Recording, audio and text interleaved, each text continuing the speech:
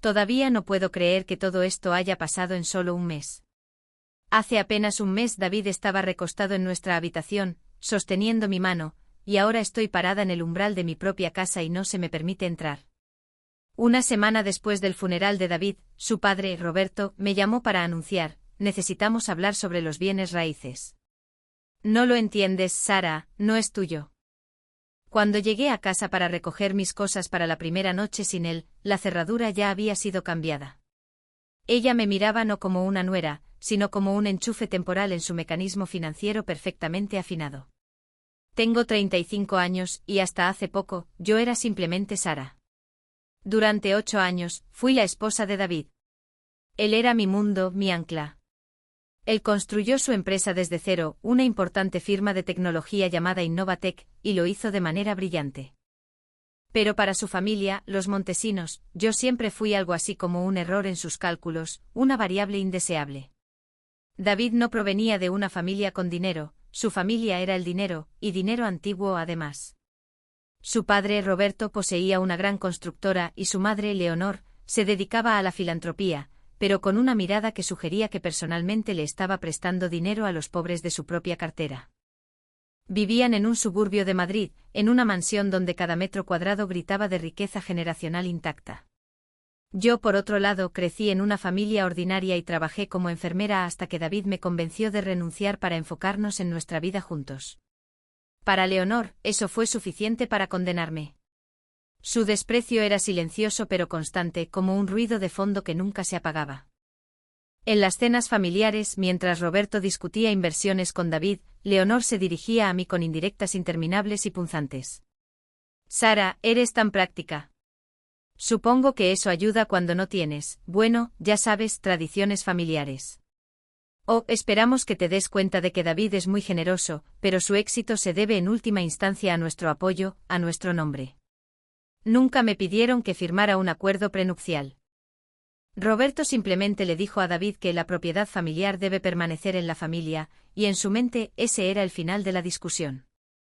Yo me quedaba en silencio, no queriendo complicarle la vida a David. Nunca quise su dinero, solo a David y nuestra paz. Todo cambió hace 3 meses. En la boda de su primo, Jaime, salí al jardín a tomar aire y escuché su conversación. Roberto, Leonor, Jaime y Miguel, el hermano menor de David. Si algo le sucede a David, la empresa y la casa vuelven inmediatamente a nosotros, ¿verdad? Preguntó Miguel. Roberto respondió con irritante superioridad, por supuesto. David es demasiado blando, no estipulará términos duros, pero la ley de herencia por sangre siempre protege a la familia. Sara se quedará con sus efectos personales, y el resto volverá a donde pertenece. Leonor agregó, lo principal es que no arme un drama. Ya sabes, esa gente de clase media. Cuando se trata de mucho dinero, se vuelven muy pegajosos. Volví a la recepción y miré a David con otros ojos a partir de ese momento. Era tan brillante, tan amable. No veía, no quería ver cuán profundamente me despreciaba su familia. Pero él los escuchó. Escuchó todo. Esa noche, cuando regresamos, David estaba callado. Me abrazó y dijo, sé lo que escuchaste. No puedo cambiarlos, pero puedo protegerte. Me habló de su abogado, el señor Castro, a quien había contratado 6 meses atrás. Transferí la casa, todas las cuentas y las acciones de la empresa a la tenencia conjunta con derecho de supervivencia, Joint Tenancy with Right of Survivorship. Si algo me sucede, todo se convierte automáticamente en tuyo, Sara. No tendrán nada que quitarte. Estaba atónita. Había hecho todo esto en secreto, protegiéndome de las personas que yo consideraba su familia. Fue el acto de amor más profundo. 6 semanas después, a David le diagnosticaron cáncer de páncreas agresivo. Los doctores le dieron 2 meses. Dejé todo para estar a su lado. Él no quería que su familia supiera sobre los tecnicismos legales. Que piensen que han ganado. Eso les dará una falsa sensación de seguridad, dijo. Las últimas 2 semanas de su vida las dedicó no solo a luchar contra la enfermedad, sino también a finalizar el trabajo con el señor Castro. Necesitamos una cláusula incontestable, Carlos, le dijo David al abogado. Si intentan impugnar algo, deben perder cualquier posible herencia que pudieran tener. No solo quiero que se vayan con las manos vacías. Quiero que entiendan por qué. David murió en silencio al amanecer, sosteniendo mi mano. Eso fue hace 3 semanas. El funeral siguió su guión. Leonor me dio instrucciones sobre dónde sentarme, como si fuera una pariente lejana y no su esposa. Sara, te sentarás en la segunda fila. La primera fila es para la familia. No discutí. Me sentía paralizada por el dolor y sabía que a ellos les esperaba un despertar brutal. 2 días después del funeral, Roberto me llamó. Su voz era fría y oficial. Sara, sé que estás de luto, pero necesitamos discutir asuntos prácticos. ¿Entiendes que esta casa es la sede familiar? Queremos que Jaime y su familia se muden. Para una mujer soltera como tú será demasiado. Esta es mi casa, Roberto, dije, y por primera vez en 8 años, lo dije con fuerza. Él se rió, seco y breve. Era tu casa mientras David vivía. Ahora es propiedad de los Montesinos. Te damos una semana para recoger tus artículos personales. No vuelvas a llamar. Me quedé con una amiga anoche porque no podía estar en la casa, que se sentía llena de fantasmas. Regresé hoy. Sabía que estarían aquí. Pero no esperaba que estuvieran tan seguros de sí mismos. Me detuve frente a la casa. La camioneta de Jaime estaba estacionada junto a nuestro portón. Las luces estaban encendidas dentro. Vi a Miguel y Jaime sacando nuestro sofá, el que compramos con nuestro primer gran bono. Salí del auto e inmediatamente noté la cerradura de la puerta, era nueva y brillante. Ni siquiera pude meter mi llave. Roberto estaba parado en el porche sosteniendo unos papeles, con el rostro retorcido por una mezcla de codicia y desdén. «¿Sara? No tienes nada que hacer aquí», dijo sin siquiera intentar fingir cortesía. «Cambiamos las cerraduras para evitar complicaciones. El inventario está en curso. Legalmente todo en la casa es ahora». Lo interrumpí con calma, con el mismo tono frío que él había usado conmigo durante los últimos 8 años. «Roberto. ¿Olvidaste algo?» Él frunció el ceño. «¿Exactamente qué?» Lo miré a su costoso traje, a su certeza, y vi solo a un hombre que estaba a punto de perderlo todo. Ya no estaba dolida, solo sentía frío. «Olvidaste que no estoy sola», susurré. David se aseguró de que nunca pudieras tocarme. Saqué mi teléfono y marqué el número. «Señor Castro. Están aquí. Están cambiando las cerraduras y sacando nuestros muebles. ¿Podría venir, por favor? ¿Ahora mismo?» Fue en ese momento cuando el Mercedes negro del señor Castro dobló la esquina. Roberto lo vio y su rostro seguro de sí mismo comenzó a perder color por primera vez en 3 semanas. El Mercedes negro se detuvo en el camino de entrada, y la visión del señor Castro, el abogado testamentario de David, saliendo con su impecable maletín de cuero, fue la mayor inyección de fuerza que había tenido desde que David murió. El rostro de Roberto, esa máscara arrogante y con derecho que llevaba, no solo palideció, sino que se arrugó. Reconoció al señor Castro al instante, todos en este círculo de dinero antiguo de Madrid lo conocían. «Señor Montesinos», la voz del señor Castro cortó el ruido de Jaime y Miguel luchando para meter el sofá de nuevo en la casa. «Soy Carlos Castro, abogado de David. Creo que necesitamos hablar sobre lo que están haciendo». Roberto se enderezó la corbata, tratando de recuperar la compostura. «Castro, qué sorpresa. Está interrumpiendo un asunto familiar. Simplemente estamos asegurando los activos de David hasta que se resuelva la herencia. Esta es propiedad familiar, ¿entiende?». Intentó despedir al abogado con un movimiento de la mano, de la misma manera que despedía a camareros o teleoperadores. El señor Castro ignoró el desaire y se volvió hacia mí. «Sara, ¿estás bien? Te cambiaron las cerraduras, ¿verdad?». Asentí, todavía parada en el frío camino de entrada, sintiendo la nueva cerradura burlándose de mí. El hecho de que la señora Montesinos esté actualmente fuera de su propia casa mientras personas no autorizadas retiran objetos de valor es altamente irregular, Roberto, dijo el señor Castro, enfatizando el nombre de Roberto con un tono frío y profesional. «Tengo documentos aquí que sugieren que usted podría estar operando bajo algunas suposiciones incorrectas con respecto al estado legal de esta propiedad. Jaime y Miguel se detuvieron a mitad de la lucha con el sofá. Miguel, el más joven, siempre el más agresivo, finalmente habló. ¿Suposiciones? Esta casa ha estado en la familia Montesinos durante 3 generaciones. Sara era solo su esposa, un elemento temporal. Ese era el núcleo de su veneno, justo ahí. La creencia de que yo era desechable, fácilmente reemplazable, un marcador de posición hasta que la verdadera familia pudiera reclamar sus activos. Temporal o no, joven, replicó el señor Castro, David hizo ciertas provisiones. Provisiones muy claras. Y actualmente están violando una posible orden judicial. Roberto dio un paso adelante, sus ojos alternando entre el maletín y yo. Estaba entrando en pánico ahora, pero su arrogancia no le permitía retroceder por completo. David era blando, Castro. Probablemente firmó algunos papeles en la neblina de su enfermedad. Estoy seguro de que podemos aclarar este malentendido una vez que veamos el testamento original. Después de todo, la casa en sí. La casa y todo lo que hay en ella pertenece legalmente a Sara Montesinos, afirmé interrumpiéndolo. Se sintió bien decir esas palabras en voz alta, reclamar lo que era mío, no solo la propiedad, sino el derecho a hablar. David se aseguró de ello. Roberto se rió, un sonido nervioso y forzado. Tonterías.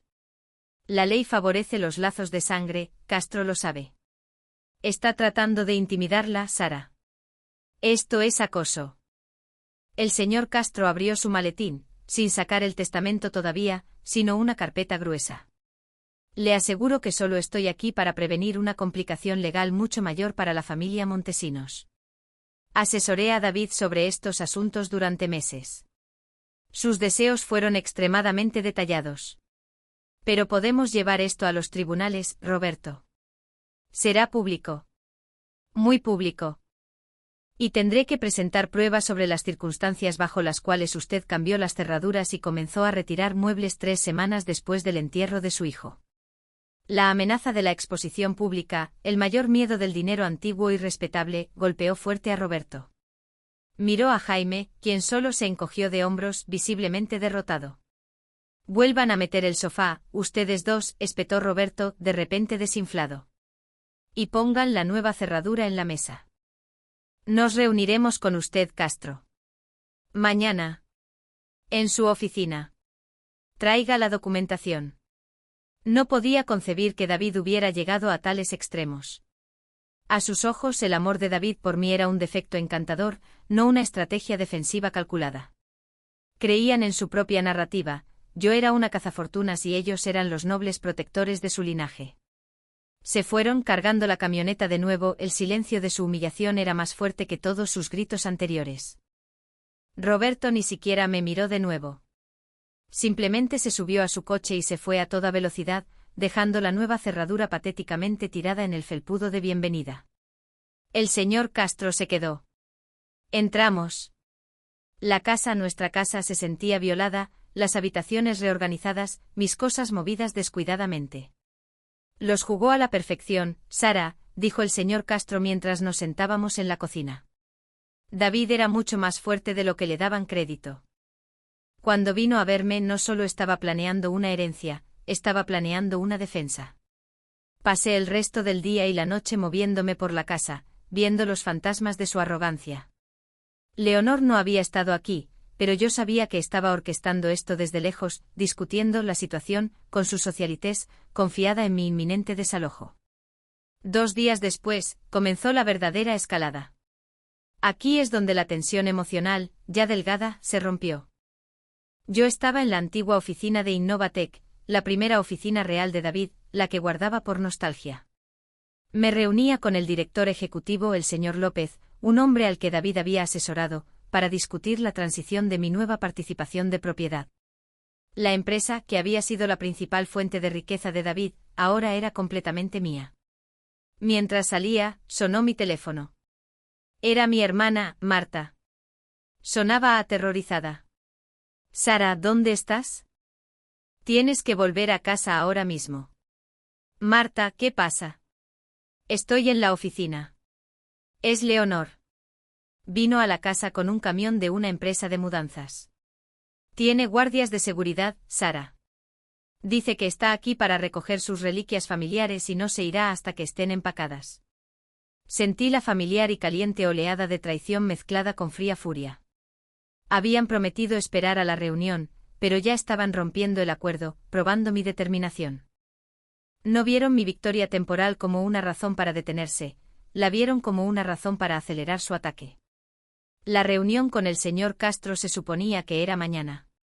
Este era un ataque preventivo, un intento descarado de despojar la casa antes de que los documentos legales pudieran leerse oficialmente. Volví a casa a toda velocidad, el corazón latiéndome contra las costillas. Cuando entré en el camino de entrada, la escena era peor de lo que imaginaba.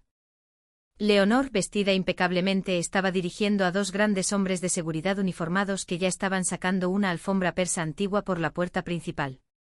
«Leonor. ¿Qué estás haciendo aquí?», exigí, corriendo hacia ella. Ella no se inmutó. Simplemente inclinó la cabeza y me dedicó la sonrisa más condescendiente que jamás había visto. «Sara, querida. No seas dramática». Le dije a Roberto que simplemente no podía esperar. Estos son los originales Montesinos. Piezas que han estado en la familia desde la década de 1920. No están cubiertas por la generosidad de David hacia ti. Son propiedad de nuestro linaje y las estoy retirando para su custodia. No tienes derecho a estar aquí. Esta es mi propiedad. Mi voz se quebró traicionando la calma helada que estaba tratando de mantener. Legalmente sí tienes derechos temporales sobre la estructura, concedió con paciencia teatral. ¿Pero el contenido? Ese es un asunto aparte. Muéstrame un recibo que demuestre que compraste el jarrón Min, la obra de arte original o esta alfombra, y lo dejaré. Hasta entonces estos artículos regresan a casa, donde pertenecen. Los guardias de seguridad seguían moviéndose. Era un dilema moral perfectamente calculado, forzar una confrontación, o perder artículos insustituibles y valiosos.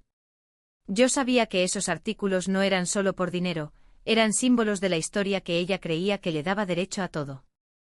Estaba tomando la historia física de la casa, dejándome con un caparazón vacío, despojando mi dolor hasta dejarlo en nada. «Deténlos ahora mismo, Leonor, o llamo a la policía», advertí. «Hazlo», susurró ella, inclinándose más cerca. «Llámalos. Les diré que estoy recuperando mi propia propiedad familiar, y serás tú quien tendrá que explicarle a la policía de Getafe porque tú, la ex esposa de David, estás tratando de robar muebles de reliquia de su madre en duelo. Veamos qué historia suena más creíble para un oficial». Ella sabía que estaba emocionalmente agotada. Sabía que un informe policial sería una pesadilla pública y desordenada. Esto era pura guerra psicológica, orquestada por una mujer que me veía no como una enemiga, sino como una plaga menor que debía ser erradicada.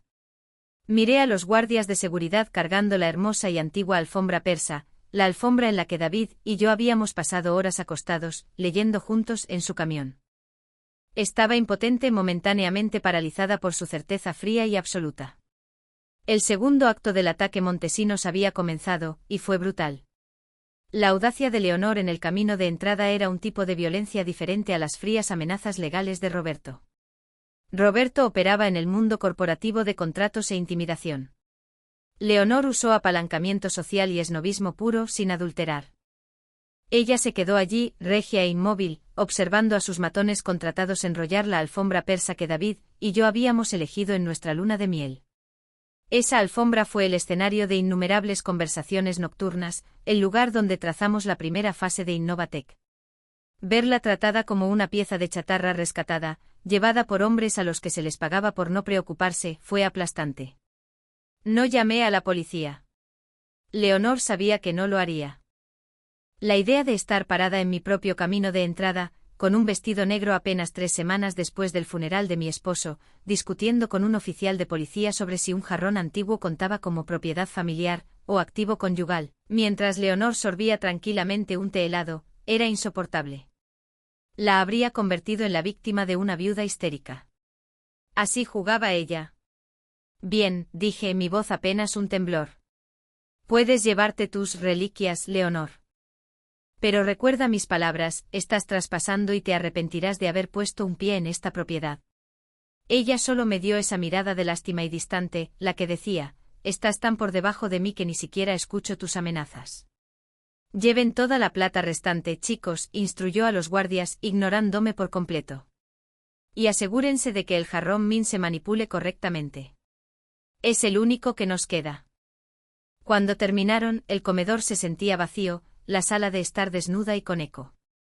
Ella se llevó las pinturas, la mesa auxiliar antigua que había pertenecido a la abuela de David, pero que yo había limpiado y pulido cada semana, y, lo más doloroso, se llevó una pequeña estatua de bronce de un retriever que David guardaba en su escritorio. No era valiosa, pero David solía tocarle la nariz para la suerte antes de cada reunión importante. Fue una limpieza mezquina y calculada. Disfruta de tu gran caparazón vacío, querida, me gritó Leonor mientras volvía a su inmaculado SUV. Es todo lo que te quedará si intentas luchar contra nosotros. Se fue, dejando atrás un silencio que se sentía más pesado que la casa llena de muebles. Esto no se trataba solo de propiedad, se trataba de borrar mi presencia, borrar los últimos 8 años de la vida de David, como si yo fuera una enfermedad temporal de la que finalmente se había recuperado. Al día siguiente el señor Castro y yo fuimos a su oficina para la tan esperada reunión. Roberto, Jaime y Miguel ya estaban allí, sentados rígidamente, irradiando una energía nerviosa y tensa. Leonor estaba notablemente ausente, interpretando el papel de la madre afligida y delicada que no podía manejar el estrés. La reunión comenzó con la postura habitual de Roberto. Castro, seamos razonables. Todos amábamos a David. Entendemos que fue generoso con Sara. Pero necesitamos discutir los activos principales, la casa, el terreno e Innovatec. Estos son ancestrales. Sara, podemos ofrecerte un generoso acuerdo, digamos €500,000, si firmas silenciosamente tus derechos sobre la casa y la empresa. Miré el número. 500.000 euros. Era un rescate de rey para la chica que trabajaba 3 turnos dobles para pagar la universidad, pero era calderilla en comparación con el valor de los activos de David. Fue un insulto. El señor Castro tiene la documentación completa, Roberto, dije, manteniendo mi tono plano. Necesitas ver el testamento. El señor Castro deslizó lentamente el primer documento sobre la pulida mesa de conferencias. Todavía no era el testamento, sino la escritura de la casa. Caballeros, comenzó el señor Castro, esta propiedad se mantuvo en tenencia conjunta con derecho de supervivencia. Tras la muerte de David, la propiedad total y sin carga se transfirió inmediata y automáticamente a Sara. Ella es dueña de esta casa, libre y clara a partir del momento del fallecimiento de David. Esto no es negociable. Es un hecho de la ley estatal. Los músculos de la mandíbula de Roberto se tensaron. Jaime parecía haber sido golpeado. Miguel golpeó la mano sobre la mesa. Eso es imposible. Papá, dijiste la cláusula de la línea de sangre. Miguel, cállate, siseó Roberto. Miró al señor Castro. David fue manipulado. Estaba enfermo. Este documento es claramente fraudulento. Fue ejecutado hace 6 meses, presenciado y notariado, respondió el señor Castro con suavidad, avanzando. Ahora, hablemos de Innovatec. Presentó el segundo documento, un acuerdo de accionistas y estatutos corporativos revisados, también fechados y notariados. Todo el interés de control de David, y por lo tanto todo Innovatec, fue transferido legalmente a Sara Montesinos. Ella es ahora la única propietaria mayoritaria. El aire en la sala pasó de tenso a completamente tóxico. El rostro de Roberto era un estudio de rabia e incredulidad puras y concentradas. Todo su imperio, el que pensó que estaba protegiendo, era legalmente intocable por él. Nos lo robaste cuando estaba vivo, y ahora has robado su legado cuando está muerto, escupió Roberto, dirigiendo el veneno hacia mí. David me protegió, Roberto, lo corregí. Me mostraste exactamente por qué necesitaba protección cuando cambiaste las cerraduras y empezaste a saquear la casa. Justo cuando Roberto estaba a punto de explotar, su teléfono vibró. Miró la pantalla y su rostro cambió de ira a una mirada de horror total. Se puso de pie, derribando su silla, y se excusó para atender la llamada. Esa llamada telefónica, me di cuenta más tarde, no era parte del plan de David. Fue el universo arrojando otro conflicto a la olla a presión. Roberto regresó 5 minutos después. Estaba sudando. Toda la arrogancia se había ido, reemplazada por un miedo crudo y desesperado. Sara, dijo, y el cambio en su tono fue inmediato e inquietante. Ya no estaba usando su condescendiente voz legal, estaba suplicando. Tenemos un problema. Uno importante. Tus problemas de propiedad ya no son míos, Roberto, respondí, todavía recuperándome de la energía de la reunión. No, esto nos involucra a todos, insistió. David tenía una línea de crédito importante abierta con el Banco Nacional Primero, vinculada a las acciones de Innovatec y la casa. Fue una línea de inversión flexible que abrió hace 2 meses. Una grande. 6 millones de euros. Lo miré fijamente. David nunca había mencionado un préstamo masivo. Siempre fue meticuloso con el dinero. El banco acaba de llamar, continuó Roberto, su voz temblando ligeramente. El préstamo estaba garantizado por un gravamen flotante sobre los activos.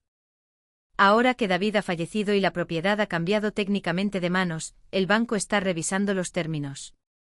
Encontraron una cláusula de aceleración. Están exigiendo el pago total de la nota inmediatamente. Deslizó un aviso bancario sobre la mesa.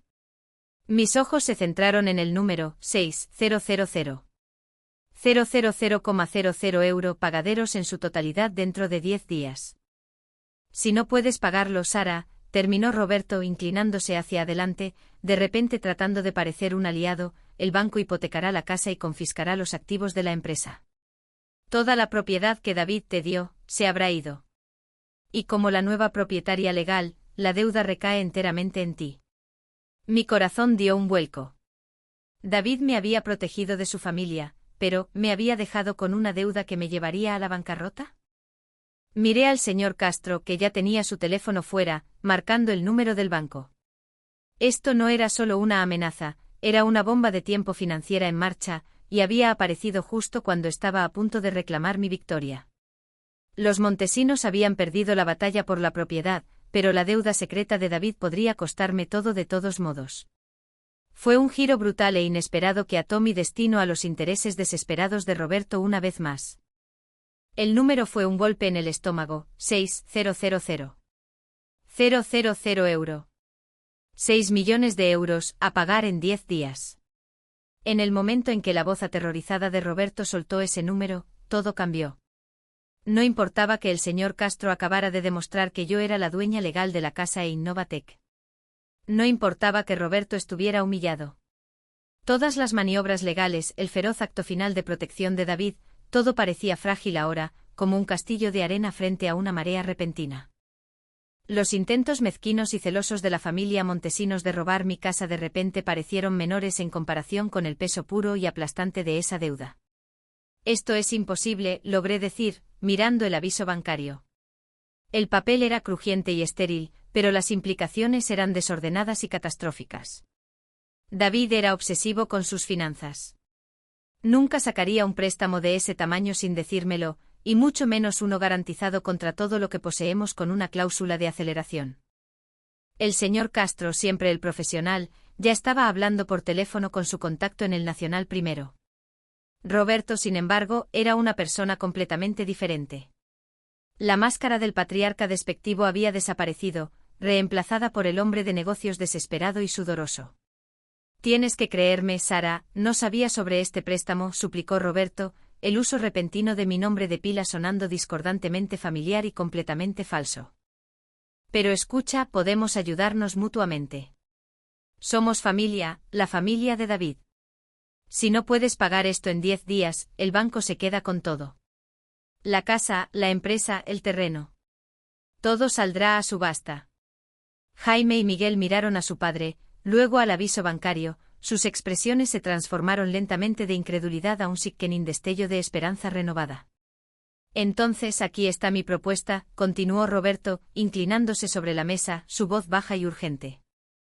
Me cedes el 51% de Innovatec a mí, lo suficiente para que tome el control y estabilice la empresa. Tengo los activos líquidos. Puedo pagar los 6 millones inmediatamente ahora mismo. Salvo el legado de David, y tú salvas la casa. Te quedas con el 49% de la empresa y estás libre de deudas. Me estaba ofreciendo un salvavidas, pero el precio era el control. Estaba aprovechando el error oculto de David para forzar lo mismo que David murió tratando de evitar, darle a Roberto acceso y control sobre la empresa. La ironía era sofocante. David me protegió de su codicia, y ahora una deuda imprevista les estaba entregando las llaves de todos modos. ¿Y qué pasa con mi 49% una vez que tengas el control? Pregunté manteniendo mi voz firme a pesar del huracán en mi interior. Lo vendes, me excluyes. Llevas a la empresa a la quiebra por despecho, y me quedo sin nada más que una casa vacía. Eso no es cierto. Protestó Roberto, pero sus ojos no se encontraron con los míos. Estoy protegiendo el negocio de David. Esta es la única manera de evitar que la empresa caiga en manos del banco. El señor Castro colgó el teléfono, su rostro grave. Roberto no está del todo equivocado, Sara. El banco confirma el préstamo y la fecha de vencimiento de 10 días. Es absolutamente estándar que un solo prestatario tenga dicha cláusula. Dada la escala, impugnar la deuda es una batalla perdida. La nota debe pagarse. Tus únicas opciones son pagar los 6 millones tú misma, obtener un préstamo puente rápido, lo cual es casi imposible en este plazo, o aceptar la oferta de Roberto. El peso del dilema moral se posó sobre mí como una carga física. David había confiado en mí. Había luchado duro en secreto para proteger mi autonomía y su empresa de su padre. Si aceptaba la ayuda de Roberto, estaría traicionando los últimos deseos de David. Estaría cediendo el control al hombre que me llamó elemento temporal, y cuya esposa acababa de saquear mi sala de estar. Pero si me negaba, corría el riesgo de perder todo lo que David construyó, la casa, la empresa, el futuro financiero, a manos frías e indiferentes del banco. Miré la escritura de la casa, la prueba del amor de David, y luego el aviso de deuda, la prueba de su punto ciego final y catastrófico. Necesito ver los documentos originales del préstamo, dije, volviéndome hacia el señor Castro. Necesito saber exactamente cómo justificó David esto y qué garantía usó. El señor Castro organizó una reunión en el banco para la mañana siguiente. Roberto se fue convencido de que lo llamaría esa noche, su miedo reemplazado por una anticipación engreída. Me tenía contra la pared. Él lo sabía.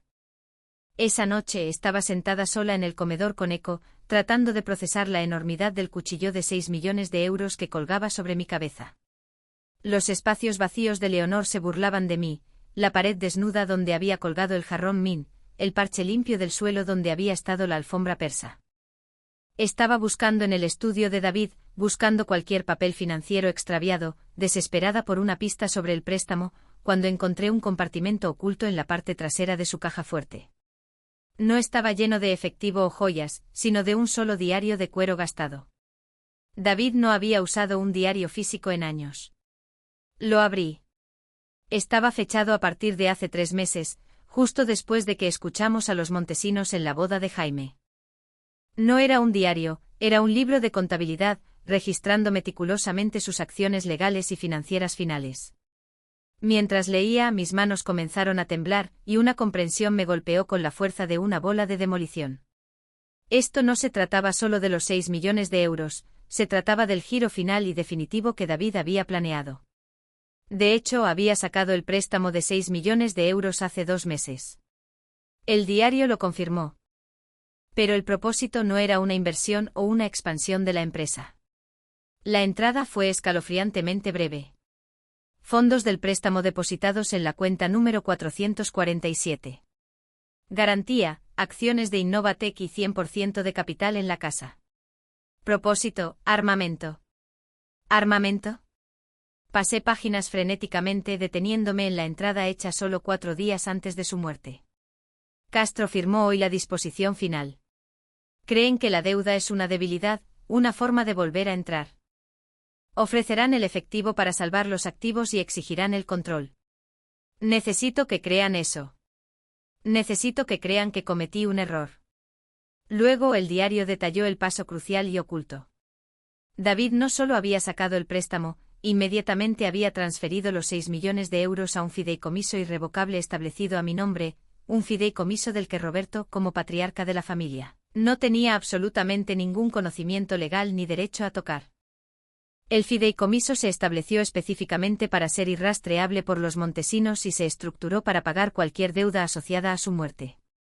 Los 6 millones completos estaban allí sentados, esperando, completamente limpios de la influencia de Roberto. Pero había un detalle final e impresionante, la última jugada moral. El diario continuaba, el fideicomiso se activa cuando Sara envía el mensaje codificado a Castro. Pero el propósito del préstamo no era solo cubrir los activos. Creé un valor en efectivo de 6.000 € porque ese es el precio que están dispuestos a pagar por el control. Dejé la puerta abierta para Sara. Ahora tiene el dinero para pagar la deuda ella misma y el poder de tomar el dinero de Roberto en su lugar, usando su propia codicia contra él. Quiero que vea cuán desesperadamente quieren el control. Quiero que tome la decisión, totalmente protegida, sobre si merecen la penalización por su crueldad. David no me había dejado con una deuda, me había dado una reserva de efectivo masiva y protegida y una trampa perfecta. Quería que viera el alcance total de la desesperación y la codicia de Roberto antes de revelar mi mano. Quería que me enfrentara al dilema moral, ¿debo pagar la deuda en silencio con el dinero de David, preservando mis manos limpias, o debo tomar los 6 millones de euros de Roberto para pagar la deuda, obligándolo a perder su propio efectivo mientras pierde todo control y apalancamiento? Sostuve el diario, el peso del genio de David y su profunda ira protectora abrumándome. Ahora tenía 10 días para decidir cómo usar el arma que me había dejado. Tenía el poder de devastar a Roberto financiera y psicológicamente simplemente aceptando su oferta de salvar el legado familiar. Y sabía exactamente cuánto se lo merecía. Me senté allí en el estudio de David, la suave luz de la lámpara atrapando el cuero gastado de su diario.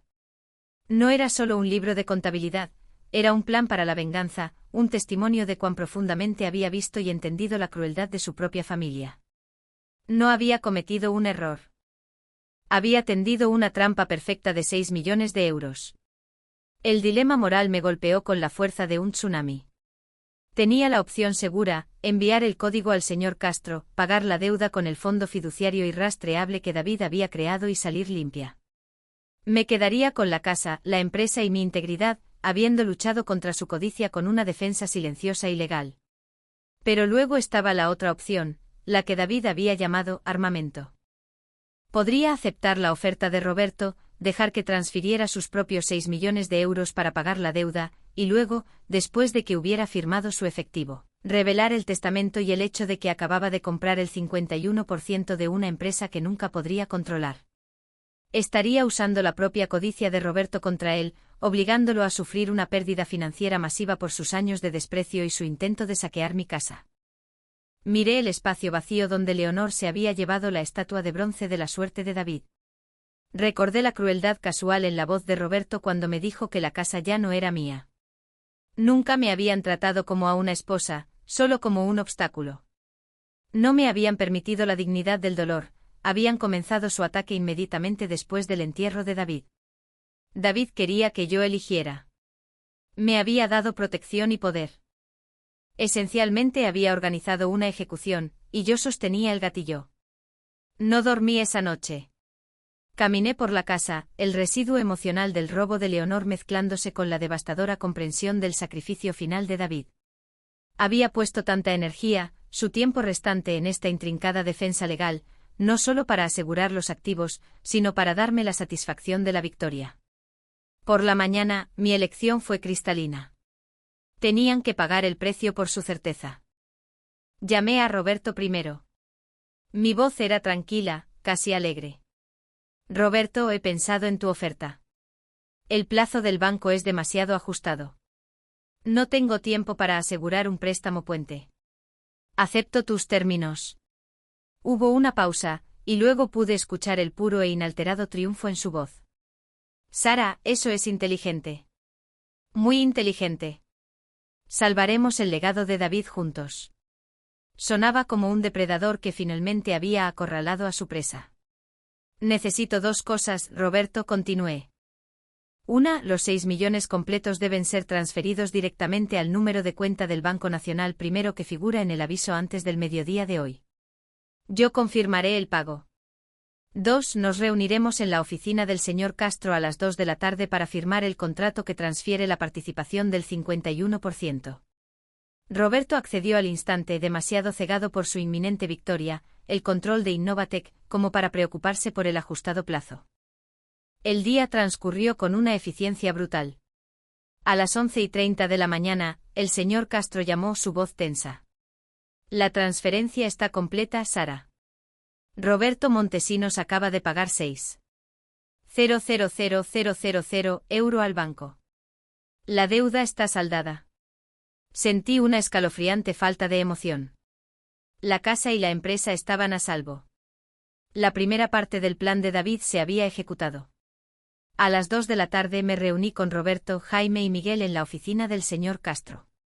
Roberto estaba efusivo, casi jovial.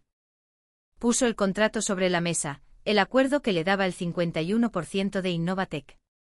Antes de que firmemos esto, Roberto, dije, mi mano apoyada en el diario de cuero que había traído conmigo, tengo una última condición. Quiero que leas algo que David escribió. Roberto puso los ojos en blanco, pero no podía permitirse discutir ahora.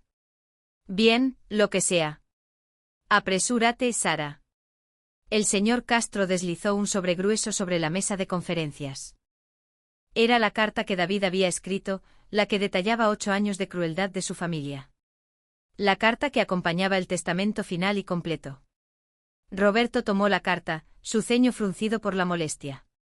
Mientras comenzaba a leer la cuidada letra de David, documentando cada desaire, cada comentario despectivo, la conversación en la boda, las suposiciones sobre mi codicia de clase media, el color se drenó lentamente de su rostro.